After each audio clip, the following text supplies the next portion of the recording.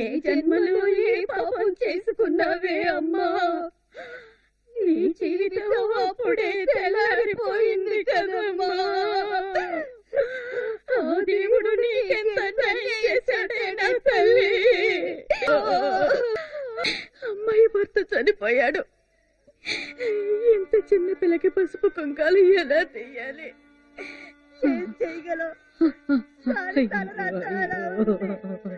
ఏమైనా సరే శాస్త్ర సంప్రదాయాల ప్రకారం ఏది చేయాలో అది చేయక తప్పదు కదా.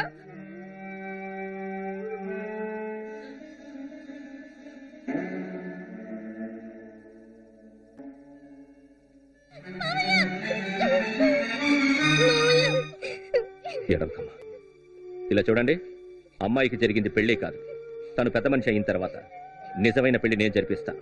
అది నా బాధ్యత. మీరు వెళ్ళండి. రామా, అమ్మా నువ్వు ఇంకా బయలుదేరలేదా? బయలుదేరుతున్నా బాబు. చూసావమ్మా, మన రామస్వామికి ఉత్సవాలంటే నచ్చనే నచ్చవు. అయినా చూడండి, ఈ రోజు మనల్ని వెళ్ళండి వెళ్ళడం తొందర పెడుతున్నా. మారిపోయాడేమో. భగవంతుడు మనకు అలాంటి మంచి చేస్తే వద్దంటావా ఏంటి? మీరందరూ తీరిక చూసిరండి, నేను ఇక్కడే ఇంటికి కాపలా ఉంటాను. పదండి పదండి. అమ్మాయి, అమ్మా నాకు మాట్లాడుకోవడానికి ఎవరు లేరు కదా, అమ్మాయి ఇక్కడే ఉన్నాయి. అమ్మాయి ఉండని, నువ్వు మావయ్యతో ఉండమ్మా. నువ్వురా. వెళ్ళండి మావయ్య. అమ్మాయి, నీకు మాటిచ్చాను గుర్తుందా? నీకు మంచి పెళ్లి కొడుకుని చూశాను. ఈరోజు మీ ఇద్దరికి గుళ్ళో పెళ్లి. దానికి కావాల్సిన ఏర్పాట్లన్నీ మన సుబ్రహ్మణ్యం చూసుకుంటున్నాడు. అదిగో వాళ్లే వచ్చేశారు. మన ఊరి వాళ్ళైతే గొడవ రావచ్చేమోనని ఆంధ్రాలో ఉన్న సుబ్రహ్మణ్యానికి బాధ్యత అప్పచెప్పాను. చూడు, పెళ్లి కొడుకు కూడా వచ్చేసాడు.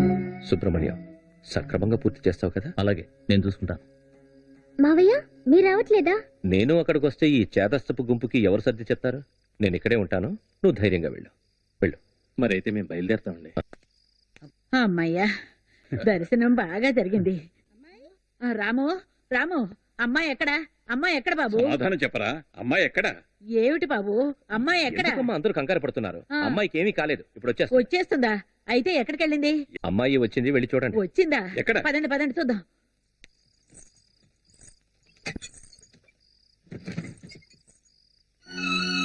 ఓసి దుర్మార్గురాలా, ఎంత పని చేసావే నువ్వు? ఒరే రామా, ఇలా రారా. ఇదంతా నీ పనేనట్రా? నీ పనేనా? ఏం కావాలి? ఇక మీద మన కులం వాళ్ళెవరైనా మన ఇంటి గడప తొక్కుతారా? వాళ్ళు మన కష్టపడుతుంటే చప్పట్లు కొట్టి నవ్వడానికి పనికొస్తారు. ఒక ఆడపిల్ల మనసు వాళ్ళు అర్థం చేసుకుంటారా? ఆశీర్వదించండి నాన్న. రండి.